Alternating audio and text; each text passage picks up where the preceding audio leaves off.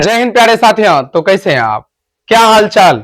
उम्मीद है आप अपना तैयारी मस्त होंगे, व्यस्त होंगे और जबरदस्त तरीके से तैयारी कर रहे होंगे। तो फिर से स्वागत है आपका अपना यूट्यूब चैनल ज्ञान झरना क्लासेस पर। तो चलिए आज की क्लास जो है संस्कृत का, ऐसे तो हम ऑन शॉट वीडियो करवाने वाले थे, लेकिन मौसम खराब होने की वजह से हम सिर्फ 2 ही वीडियो करवा पाएंगे। यदि आप चाहते हैं कल ऑन शॉट वीडियो लेकर हम आए तो कमेंट में जरूर बताइएगा। ठीक है, तो चलते हैं हम। तो चलिए क्लास चालू करने से पहले एक शायरी हो जाए। बोल रहे हैं, वक्त से लड़कर जो नसीब बदल दे, वक्त से लड़कर जो नसीब बदल दे, इंसान वही जो अपना तकदीर बदल दे।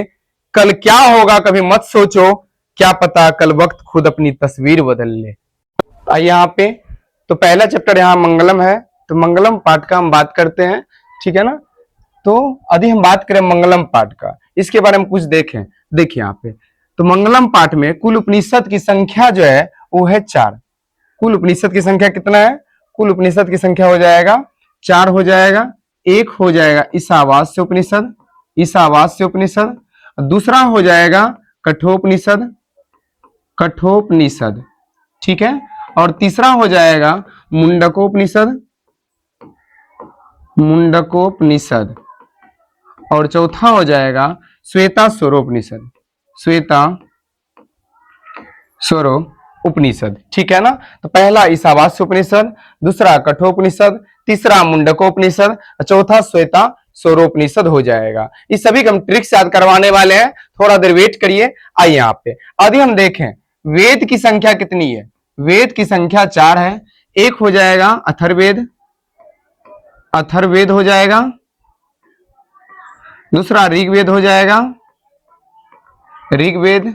तीसरा यजुर्वेद, यजुर्वेद। और चौथा हो जाएगा सामवेद। ठीक है। तो वेद की संख्या 4 हो जाएगा।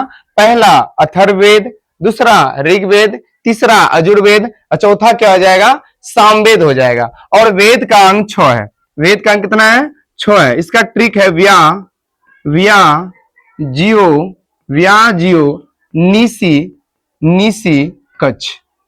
ठीक है। क्या ट्रिक हो जाएगा? व्या जियो निसी कच। व्यास हो जाएगा व्याकरण, व्यास से क्या हो जाएगा? व्यास हो जाएगा व्याकरण। हाँ, यहाँ पे व्याकरण हो जाएगा। और जियोस हो जाएगा ज्योतिष। और नी से हो जाएगा निरुक्त, निरुक्त हो जाएगा। और सी से हो जाएगा शिक्षा। और कस हो जाएगा कल्प। और छस हो जाएगा छंद। तो क्या समझे? वेद का टोटल अंक 6 है। क्या ट्रिक है? व्या जियो निसी कच, व्या जियो निसी कच। व्यास हो जाएगा व्याकरण, जियोस हो जाएगा ज्योतिष, निस हो जाएगा निरुक्त, शीस हो जाएगा शिक्षा, कस हो जाएगा कल्प और छस हो जाएगा छंद। और मंगलम पाठ जो है, मंगलम पाठ पद्यात्मक रूप में। किस रूप में है? मंगलम पाठ जो है वो हो जाएगा पद्यात्मक रूप में, पद्यात्मक रूप में। ठीक है। और मंगलम पाठ के लेखक कौन हो जाएगा? वेद व्यास। ठीक है ना। मंगलम पाठ के लेखक हो जाएगा वेद व्यास। और उपनिषद का भी लेखक कौन हो जाएगा? वेद व्यास। उपनिषद का लेखक कौन हो जाएगा? वेद व्यास। चलिए आते हैं अपना चैप्टर की ओर। आइए देखिए, यहाँ पे कहा गया है उपनिषद, उपनिषद वैदिक वाङ्मयस्य अंतिमे भागे दर्शन शास्त्रस्य परमात्मनः महिमा प्रधानतया गीयते। बोल रहा है उपनिषद के अंतिम भाग में हम आप लोगों को ऑब्जेक्टिव भी साथ साथ करवाते जाएंगे, थोड़ा ध्यान से सुनिएगा। हम क्या बोल रहे हैं यहाँ पे कि उपनिषद का अंतिम भाग, देखिए यहाँ पे उपनिषद का अंतिम भाग किसका सिद्धांत प्रकट करता है? तो बोलिएगा दर्शन शास्त्र का। किसका? दर्शन शास्त्र का, दर्शन शास्त्र का। उपनिषद का अंतिम भाग किसका सिद्धांत प्रकट करता है? दर्शन शास्त्र का। और बोल रहे हैं परमात्मा, यहां देखिए फिर से, उपनिषद वैदिक वाङ्मयस्य अंतिमे भागे दर्शन शास्त्रस्य परमात्मनः महिमा प्रधानतया गीयते। और तेन परमात्मना जगत व्याप्त अनुशासित चास्ति। और बोल रहा है ये जो संसार है, ये पूरा संसार जो है परमात्मा द्वारा क्या है? अनुशासित है। ठीक है ना। क्या बोल रहे हैं? पूरा संसार जो है परमात्मा द्वारा क्या है? अनुशासित है। ठीक है, उसके बाद आगे बोल रहा है स्व एव सर्वेशाम तपसा परमा लक्ष्यम, और सभी तपस्वी का जो लक्ष्य है क्या है, एक ही लक्ष्य है, परमात्मा को प्राप्त करना। क्या बोल रहे हैं, जितना भी तपस्वी है सबका परम लक्ष्य एक ही है कि परमात्मा को क्या करना है, प्राप्त करना है। और आगे बोल रहा है, देखिए आप, अस्मिन पाठे, इस पाठ में परमात्मा प्रा उपनिषदाम पद्यात्मक पंच मंत्र संकलिता संति, बोल रहे हैं यहाँ पे इस उपनिषद में जो है मंगलम पाठ में 5 मंत्र है। कितना मंत्र यदि हम देखें, मंत्र की संख्या कितनी है, तो मंत्र की संख्या 5 है। कितना मंत्र है, 5 मंत्र है। लेकिन उपनिषद पूछेगा मंगलम पाठ में 4 है, मंत्र पूछेगा तो 5 है। ठीक है ना, 5 मंत्र है। और बोल रहा है इसमें जो है देखिए यहाँ पे किस रूप में, पद्यात्मक रूप में। मंगलम पाठ किस रूप में है, पद्यात्मक रूप में है, संकलित है। आगे देखते हैं, देखिए यहाँ पे इसका अर्थ दिया गया। आगे चलते, हटाइए, क्या क्या समझे यहाँ पे, एक बार और रिपीट कर देते हैं। हम बोले वैदिक वांग्मय का अंतिम भाग किसका सिद्धांत प्रकट करता है, तो दर्शन शास्त्र करता है। और इस संपूर्ण संसार किसके द्वारा अनुशासित है, तो परमात्मा के द्वारा अनुशासित है। और सभी तपस्वी का लक्ष्य क्या होता है, परमात्मा को प्राप्त करना। और मंगलम पाठ में उपनिषद की संख्या कितनी है, 4 है। लेकिन मंत्र पूछेगा कितना है, 5 मंत्र है। और वेद कितना है, वेद की संख्या 4 है। लेकिन वेदांग बोलेगा तो वेदांग की संख्या कितनी है, 6 है। ठीक है ना। और इसका उपनिषद का रचनाकार कौन है, वेद व्यास जी है। और किस रूप में है, तो पद्यात्मक रूप में। मंगलम पाठ किस रूप में है, पद्यात्मक रूप में है। और आगे चलते हैं, आगे है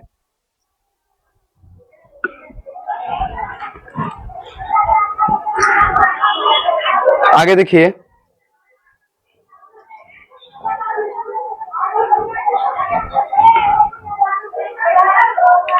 आगे बोल रहा है कि हिरण्मयन पात्रं सतस्य अपिहितम मुखम तत्वम पुष्ण पावृणु सत्य धर्माय दृष्टिये। हिरण्मयन पात्र का मतलब होता है सोने के पात्र से। यहां बोल रहा है सत्य का मुख जो है, सत्य का मुख किससे ढका हुआ है, सोने के पात्र से ढका हुआ है, मतलब स्वर्ण के पात्र से ढका हुआ है। स्वर्ण पात्र इसी को बोला गया हिरण्मयन पात्र। तो सत्य का मुख सोने जैसे पात्र से ढका है। और ईश्वर से प्रार्थना कर रहा है कि सत्य धर्म के लिए, किसके लिए, सत्य धर्म के लिए आप इस अपावृणु को क्या कर दीजिए, हटा दीजिए। क्या बोल रहा है देखिए यहाँ पे कि सत्य का मुख सोने के पात्र से ढका हुआ है। हे ईश्वर, सत्य धर्म के लिए आप इस पात्र को, इस अपावृणु को क्या कर दीजिए, हटा दीजिए। ठीक है ना। यदि आपसे पूछा जाए बताइए कि सत्य का मुख किससे ढका हुआ है, सोने के पात्र से ढका हुआ है। ठीक है ना। चलिए आगे चलते हैं हम सब। और यहां पे देखिए एक बात कि इसमें प्रार्थना किससे किया जा रहा है, प्रार्थना ईश्वर से किया जा रहा है। इसीलिए यदि पूछा जाए कि बताइए हिरण्मयन पात्र डैश डैश आ जाएगा, बोलेगा बताइए कहां से लिया गया है, किस उपनिषद से लिया गया है, तो बोलिएगा ईश्वर से प्रार्थना कर रहा है, ईशावास्य उपनिषद। कौन सा उपनिषद हो जाएगा ईशावास्य उपनिषद हो जाएगा। ठीक है, आगे चलते हैं। अगला है, फिर समझिए अगला देखिए, यहाँ पे बोल रहे हैं अनोर्नियान महतो महियान आत्मस्य जंतु निर्हतो गुहायाम तम कर्तु पश्यति वित्सो का धातु प्रसादा हिमात्मन है। बोल रहा है अनु से भी छोटा, छोटा से छोटा और महान से महान। देखिए आत्मा जो बहुत छोटा है लेकिन क्या है, महान है। इसके बिना यदि निकल जाए मेरे शरीर से, हम यहाँ पे से खड़े नहीं रह पाएंगे, तुरंत क्या हो जाएगा, मूर्छित हो जाएंगे, तुरंत गिर जाएंगे। ठीक है ना। आत्मा के बिना हम कुछ भी नहीं है, छोटा है लेकिन क्या है, महान है। बताया जा रहा है, यहाँ बताया जा रहा है कि छोटा से छोटा और महान से महान ये जो आत्मा है, जंतु के हृदय रूपी गुफा में क्या है, निहित है। और जो व्यक्ति इस आत्मा के बारे में जान लेते हैं, उस शोक रहित हो जाता है। उसको दुनियादारी में जो मोह माया होता है उस सब से हो जाता है, रहित हो जाता है, उससे दूर हो जाता है।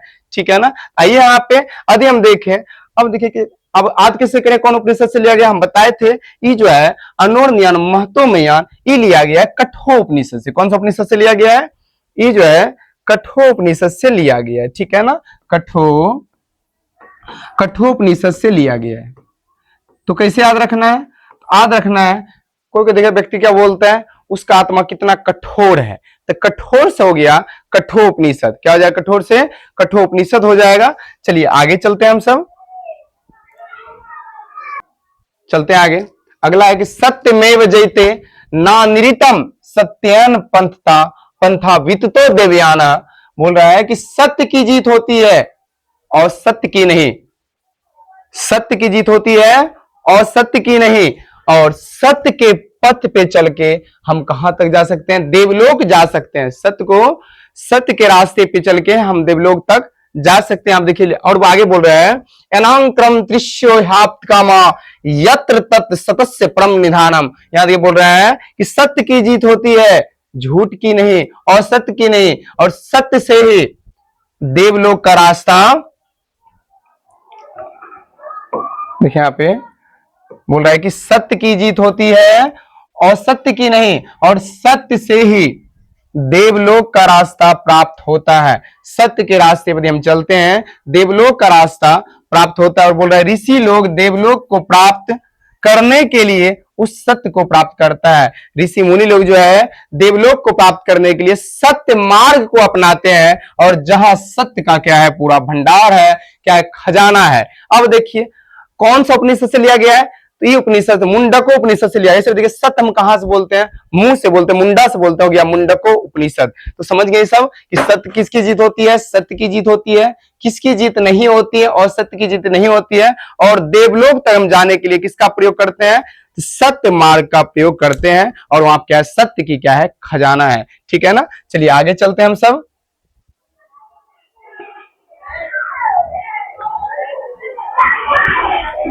आइए, बोल रहा है यथा नद्यः सेन्दमानः समुद्रे अस्तम गच्छन्ति नाम रूपा विहाय तथा विद्यमान नाम रूपात् विमुक्त प्रातपरम पुरुषम उपैति दिव्यम।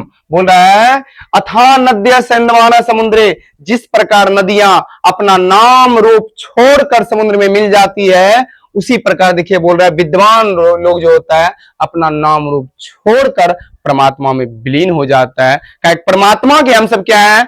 अंश है, यहाँ पे बताया जा रहा है। ठीक है ना? वही बोल रहा है जिस प्रकार नदियां अपना नाम रूप को छोड़कर समुद्र में मिल जाती है, उसी प्रकार विद्वान लोग अपना नाम रूप को छोड़कर परमात्मा में क्या होता है? विलीन हो जाता है। यदि आपसे पूछा जाए नदियां क्या छोड़कर समुद्र में मिल जाती है, बोलिएगा नाम और रूप को छोड़कर समुद्र मिल जाती है। ठीक है ना? और बोले परमात्मा में कौन मिल जाता है? तो विद्वान लोग क्या होता है? अपना नाम रूप को छोड़कर परमात्मा में क्या होता है? मिल जाता है। ठीक है ना? अब देखिए ये पूछा जाएगा कौन सा उपनिषद से लिया गया है? अब बताइए, नदी में भी हम क्या डुबाते हैं? मुंडा, हो गया मुंडको उपनिषद। जब हम जाते हैं नहाने के लिए क्या मारते हैं? डुबकी, मतलब मुंडा डुबाते हैं, हो गया मुंडको उपनिषद। ठीक है ना? आगे चलते हैं हम सब। आइए,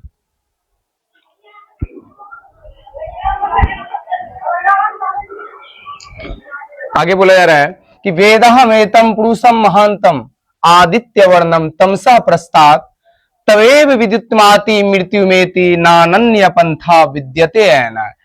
यहां बोला जा रहा है वेदहमेतम पुरुषम महांतम आदित्य, आदित्य बोला गया सूर्य को, आदित्य वर्णम तमसा प्रस्तात् तवे विदित्वाति मृत्यु मेति नानन्य पंथा विद्यते ऐना।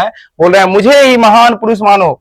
सूर्य बोल रहा है मुझे ही महान पुरुष मानो, मुझे ईश्वर मानो, जो प्रकाश स्वरूप में अंधकार के आगे है। जो अंधकार के आगे मतलब बोल रहा है प्रकाश स्वरूप में हम क्या है? अंधकार के आगे है। और मुझे ईश्वर मानो, और मुझे ही पाकर तुम क्या कर सकते हो? मोक्ष प्राप्ति कर सकते हो, और इसके अलावा कोई दूसरा मार्ग नहीं है। ठीक है ना? चलिए अब देखिए आदित्य मतलब होता है सूर्य, और सूर्य का यदि हम बात करें, सूर्य में कौन सा प्रकाश होता है? सूर्य में होता है श्वेत प्रकाश। तो श्वेत से हो गया श्वेता स्वत्रोपनिषद। क्या हो गया? श्वेत से हो गया श्वेता स्वरोपनिषद हो जाएगा। ठीक है ना? चलिए हम सब चलते हैं अगला चैप्टर में। यहां तक क्लियर आप लोगों को हो गया होगा। ठीक है ना? आइए, चैप्टर में जो है क्या है? पाटलिपुत्र वैभव के बारे में बताया गया, मतलब पाटलिपुत्र के वैभव के बारे में यहाँ पे चर्चा किया गया है। आइए यहाँ पे ये बोल रहा है बिहार राजस्य राजधानी नगरम पाटलिपुत्रम सर्वेषु कालेषु महत्वम धार्यतो। क्या बोल रहा है? यहां बोला जा रहा है कि बिहार राजस्य राजधानी नगरम पाटलिपुत्र, मतलब बिहार की राजधानी नगर क्या है? पाटलिपुत्र है। सर्वेषु कालेषु, जो सभी कालों से महत्व धारण किया हुआ है। आज से नहीं, बहुत पहले से पाटलिपुत्र क्या है, महत्व धारण अपने आप में किया हुआ है। आगे बोल रहा है अस्य इतिहास है, इसकी जो इतिहास है सार्ध सहस्र द्वावर्ष, बोला सार्ध सहस्र द्वावर्ष परिमित, मतलब 2500 वर्ष क्या है, पुराना है।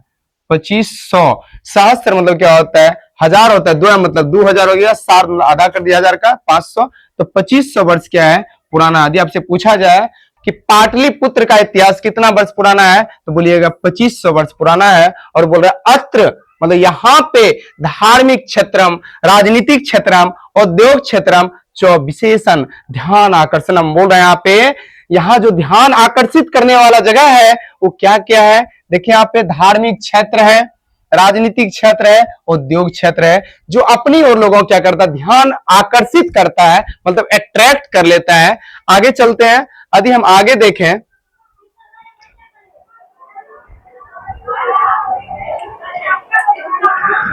देखिए आगे बोल रहा है वैदेशिक आत्राणि मेगास्निज फाह्यान वैनसंग इति सिंह प्रभृत्य पाटलिपुत्रस्य वर्णनम स्व स्मरण ग्रंथेषु चक्रु पाठे अस्मिन् पाटलिपुत्र वैभवस्य सामान्य परिचयो वर्तते।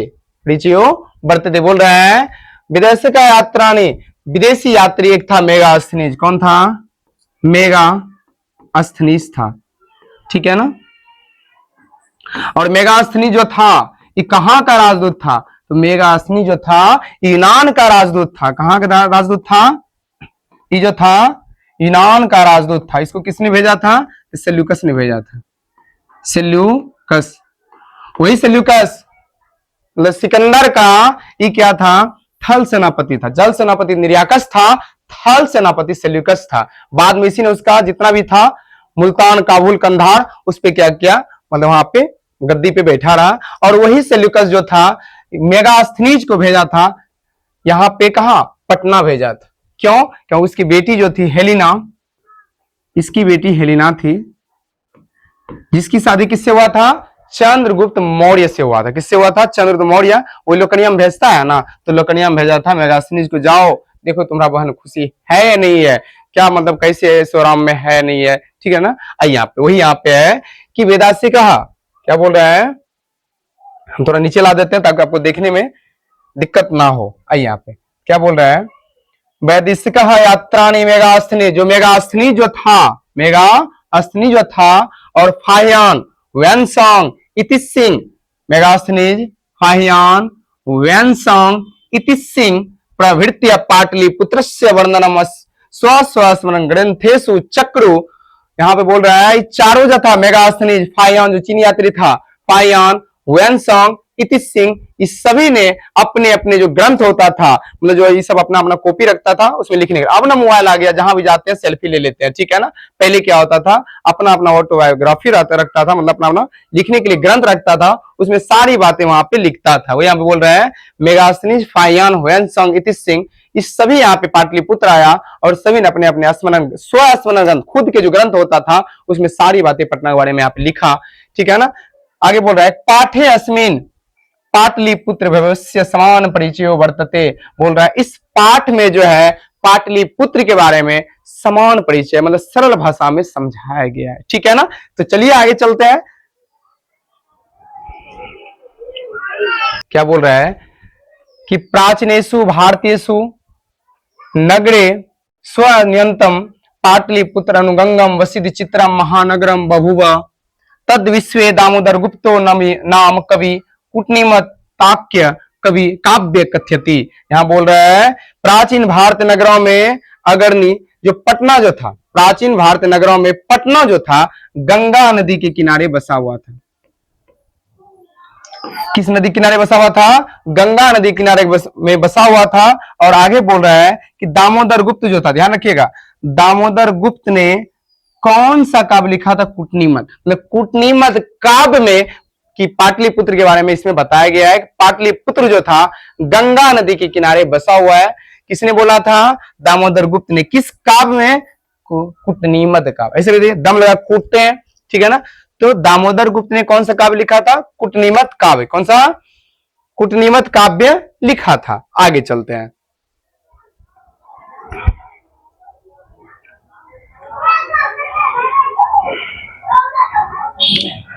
आगे बोल रहा है, अस्ति महित लतिलकम सरस्वती कुलगृहम महानगरम नामना पाटलिपुत्रम परिभूत पुरंदर स्थानम। बोल रहा है अस्ति मतलब है, पृथ्वी के तिलक के समान कौन है, बोलना है क्या, पाटलिपुत्र। ध्यान रखिएगा, बोले पृथ्वी तिलक के समान पाटलिपुत्र।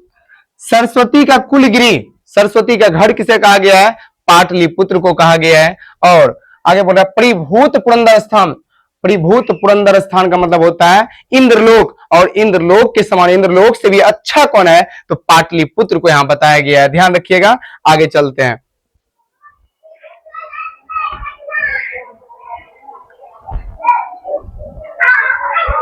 अगला है इतिहास से सूर्यते, मतलब इतिहास से सुना जाता है, यत गंगा तीरे बुद्ध काले पाटली ग्राम स्थित आसित। बोल रहा है इतिहास से सुना जाता है कि पाटलीग्राम जो है क्या है, गंगा नदी के किनारे है, और भगवान बुद्ध के समय में पटना क्या बोला जाता था, पाटलीग्राम। ध्यान रखिएगा, यहाँ क्वेश्चन बनता है कि भगवान बुद्ध के समय मतलब बुद्ध काल में पटना का नाम क्या था, पाटलीग्राम था। और आगे बोला यत्र, यहाँ पे जो है भगवान बुद्धा बहुकृत्वा समागत, यहाँ पे भगवान बुद्ध जो था बहुत बार आया हुआ था। कहाँ आया हुआ था, पाटलिपुत्र, मतलब पटना में जो है भगवान बुद्ध बहुत बार आया हुआ था।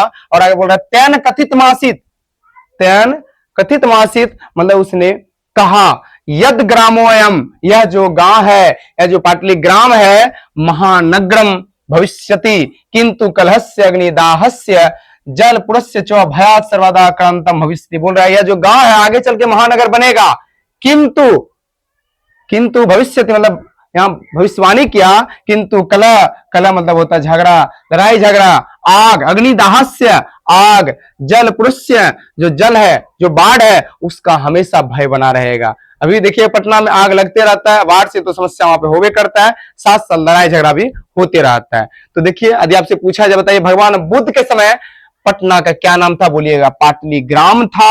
और आगे यदि पूछा जाए आपसे यहाँ पे कौन बार बार आए थे, बहुत बार आया हुआ था, भगवान बुद्ध आया था, और उसने क्या कहा था, उसने कहा था यह जो नगर है आगे चल के महानगर बनेगा, किंतु आग, पानी और कलह से हमेशा क्या बने रहेगा, भय बना रहेगा।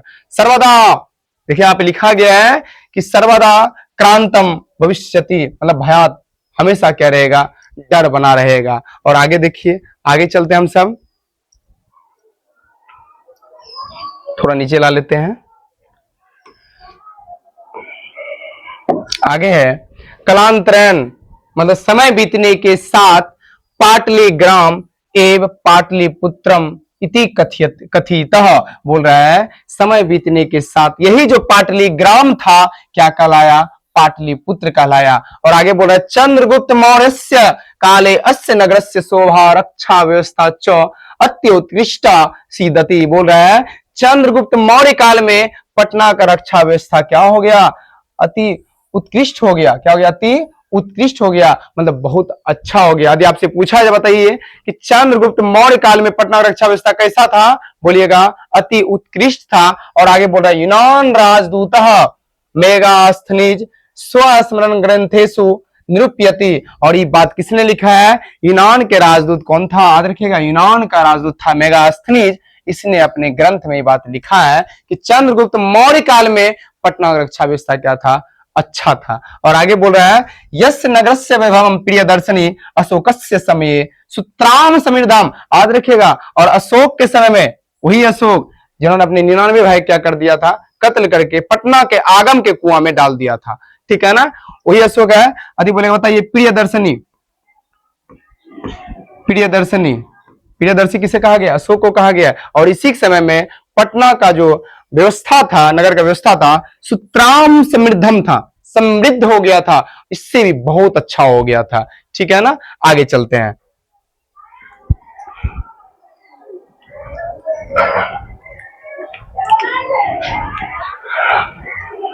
आगे देखिए, आगे बोल रहा है बहुकालम पाटलिपुत्रस्य प्राचीना सरस्वती परंपरा प्रावर्तते इति राजशेखर स्वकाव्यांसा नाम के कवि शिक्षा प्रमुख ग्रंथ सादरम स्मृति। बोल रहा है यहाँ पे देखिए बहुत समय तक पाटलिपुत्र की प्राचीन शिक्षा परंपरा चलती रही। बोल रहा है ऐसे भी देखिए पटना जो है शिक्षा का हब है।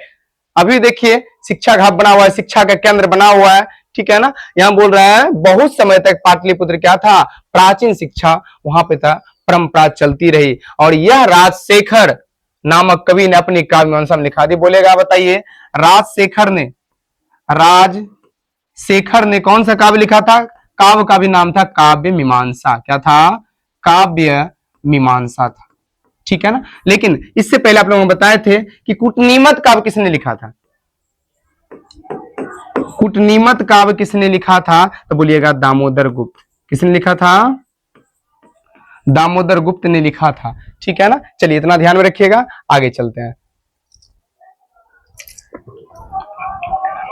देखिए बोल रहा है अत्रोप वर्ष वर्षाभि, अत्रोप वर्ष वर्षाभि पानी पिंगला व्यांगी वरुचि पतंजलि ई परीक्षिता ख्याति मुपजग मुह।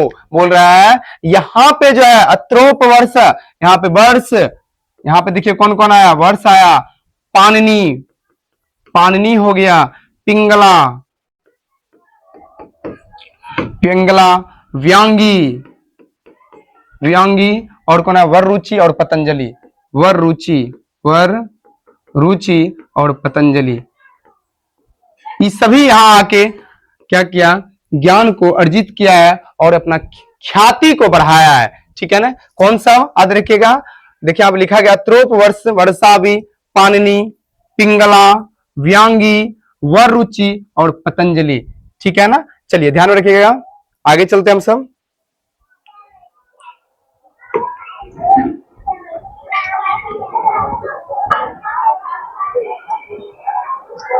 देखिए बोल रहा है कि कतिपयेषु प्राचीन ग्रंथेषु पुराण आदेशु पाटलिपुत्रस्य, यहाँ पे देखिए नतांतरम पुष्पुरम कुसुमपुरम वा प्राप्य। तो बोल रहा है कतिपयेषु कई कई ग्रंथों में, प्राचीन ग्रंथों में पाटलिपुत्र का नाम क्या मिलता है, कहीं कहीं, मतलब देखिए आप अंतरम मतलब हो गया अंतर है, अलग अलग जगह पे अलग अलग नाम मिलता है। कहीं पाटलिपुत्र मिलता है, कहीं पे पाटलिपुत्र का नाम पुष्पुर मिलता है, कहीं पर पाटलिपुत्र का नाम क्या मिलता है, कुसुमपुर मिलता है, ठीक है ना। और बोल रहा अनैन ज्ञायते, इससे ज्ञात होता है, इससे मालूम होता है यत नगरस्य समीपे पुष्पानाम बहुदल उत्पादनम भवति अस्म, इससे पता चल रहा है, इससे ज्ञात हो रहा है कहीं न कहीं जो नगर है, पटना जो नगर है, इसके आसपास फूलों की क्या होती होगी, खेती होती होगी, ठीक है ना। आइए देखिए नाम यह पुष्पुर, पुष्पुर से पता चल रहा है कहीं न कहीं पटना के समीप जो है फूलों की क्या होती होगी, खेती होती होगी, ठीक है ना। आइए आगे चलते हैं, आगे बोला जा रहा है,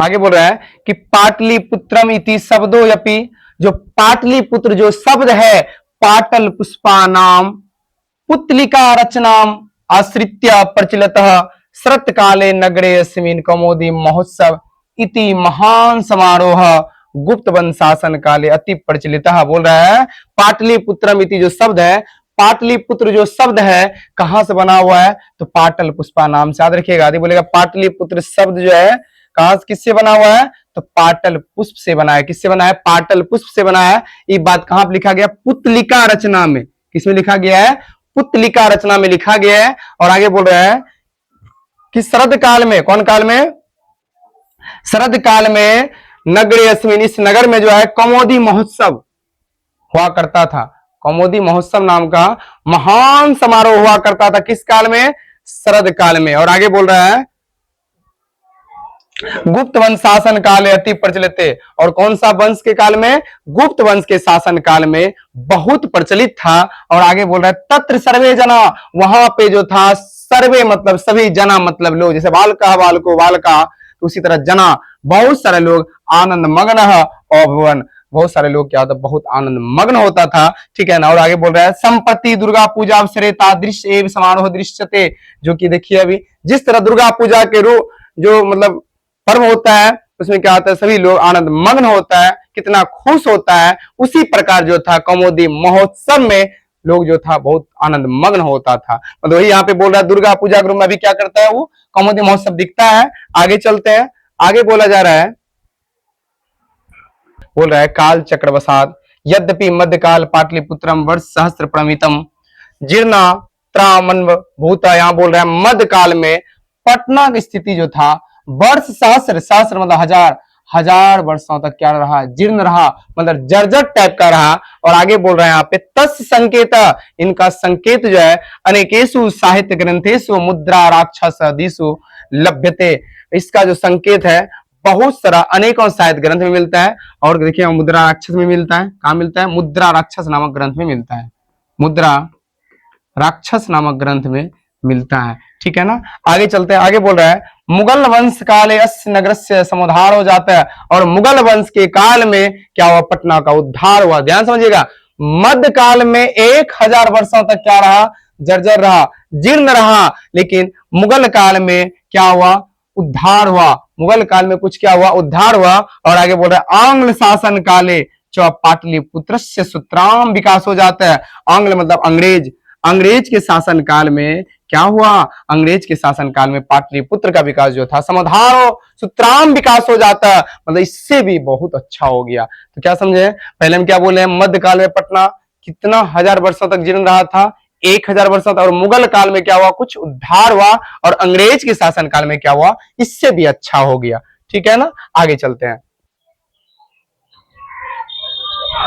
आगे बोल रहा है नगरम इदम मध्यकाले एव पटनति नामना प्रसिद्धम गतः अयम च शब्दम शब्द पतन मिति शब्दात निर्गत है। बोल रहा है यहाँ पे देखिए, यह नगर जो है मध्यकाल में पटना नाम से प्रसिद्ध हुआ। यदि बोला जाए पहले देखिए क्या था, पाटलिपुत्र नाम आता था, पुष्पुर आता था, कुसुमपुर आता था, पाटलिग्राम आता, लेकिन पटना नहीं आता था। लेकिन पटना कब से हुआ नाम इसका, याद रखिएगा मध्यकाल से पटना नाम क्या हुआ, इसका प्रसिद्ध हुआ। अरे बोले पटना का पटना नाम कब से प्रसिद्ध हुआ, मध्यकाल में। और अयम च शब्द पतन मिति, अरे बोलेगा पटना शब्द किससे निर्गत हुआ है, तो पतन शब्द से। किससे, पतन शब्द से पटना शब्द क्या हुआ, निर्गत हुआ है, मतलब बना हुआ है। और नगरस्य पालिका देवी पटन देवी ती अद्यपि पूज्यते। और बताइए नगर की पालिका देवी कौन थी, पटन देवी थी। ध्यान रखिएगा, नगर की पालिका देवी कौन थी, पटन देवी थी। आगे चलते हैं।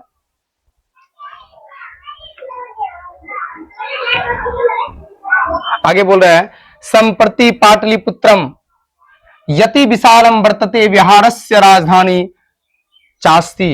यहां बोल रहा है इस समय पाटलिपुत्र अर्थात पटना नामक नगर अति विशाल बिहार राज्य की राजधानी है। अभी जो है पटना जो बहुत विशाल है, जो बिहार की राजधानी है। और आगे बोल रहा है अनुदिनम दिन प्रतिदिन नगरस्य विस्तारः भवति, और दिन प्रतिदिन जो है नगर का विस्तार होते जा रहा है। आगे बोल रहा है अस्य उत्तर श्याम दिशि गंगा नदी प्रवहती।